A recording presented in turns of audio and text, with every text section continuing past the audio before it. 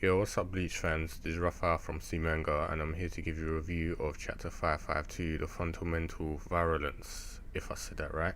So yeah, this chapter was good. I'm a bit confused about Kubo's explanation, and I think he might have a slight plot hole. But I'm gonna give two sides to that theory because I think it might hold some weight. But I'll get to that in a bit. So today's chapter was good anyway, as I said. It looks like people are gonna get finished off. I'd always said it was a red herring.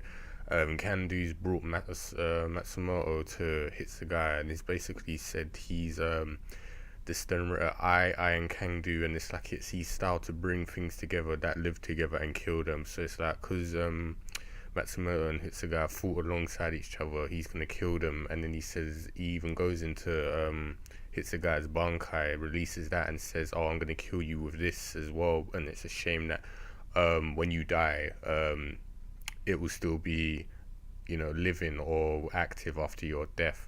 So he's kind of a weird guy. It's just like he kills things in pairs or groups that are familiar with each other. But Urahara was like the highlight of this chapter. I know a lot of people were bitching about. I saw before he's learned too quickly how to, find out a theory or a solution to the Bankai stealing it or preventing it. And I don't really think it's it's kind of Urahara's style. He usually does solve things quite quickly. I mean, he is usually two steps ahead, so it's not really a big deal to me.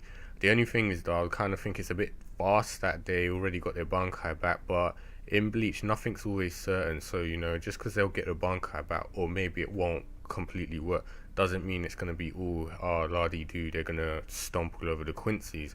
That would just be a bit silly. There's always, like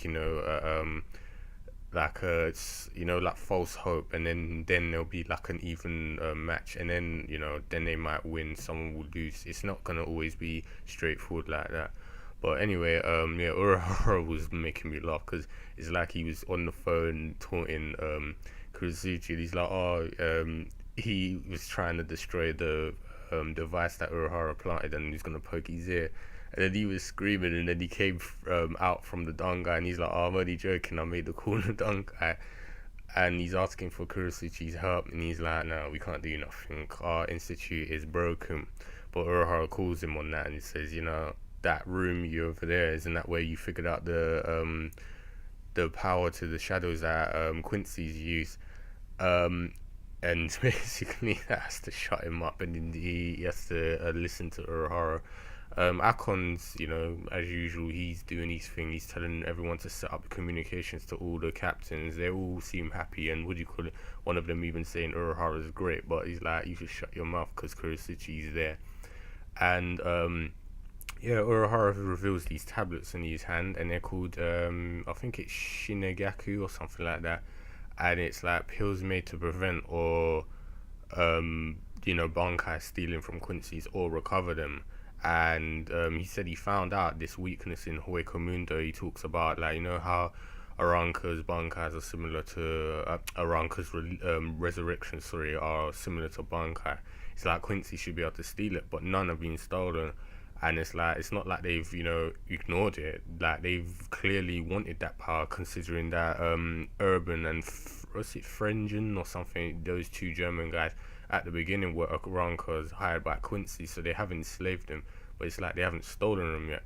So it's like there could be two reasons, and it's obviously one of them is they can't steal them. There's no way of stealing them, or it's two, Quincy's pride, how they're made to destroy hollows. They're not going to go and use hollow powers because it will be against their beliefs and stuff like that.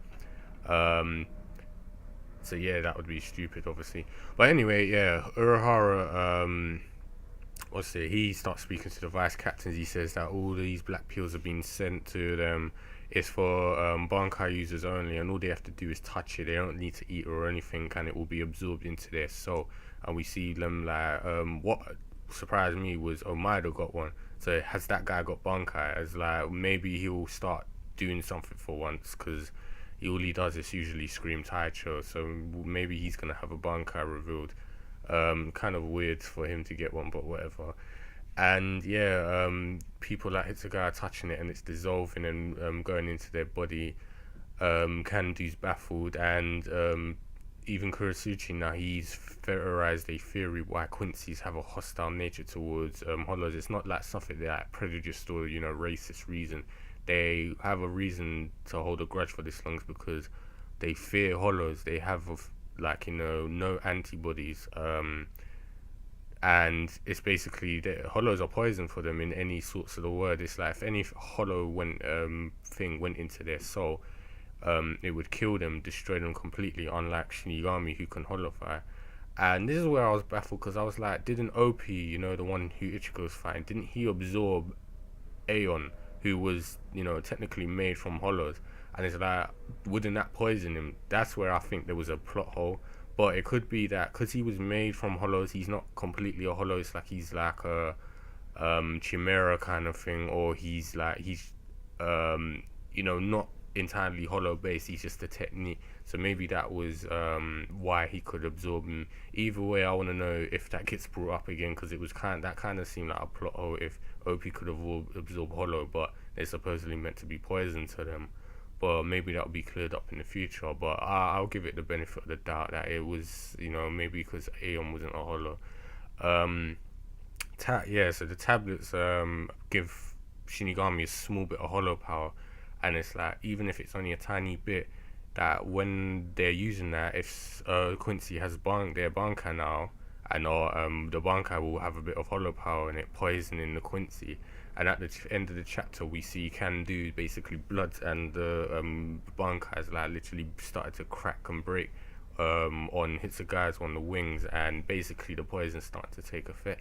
So yeah, said it was an interesting chapter. The only thing I was a bit bothered was by the whole hollow is poison theory, because I was obviously the whole OP absorbing Aeon, but I think that might just be an overlooked thing, or he's not, as I said, a full hollow, so it doesn't count.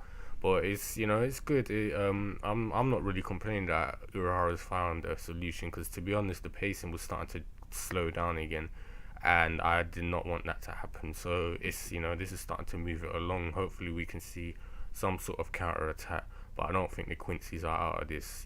They're still very powerful for what we've seen, and it doesn't even look like they've revealed all their full powers yet. So this will be more of an even playing ground, hopefully, from now on.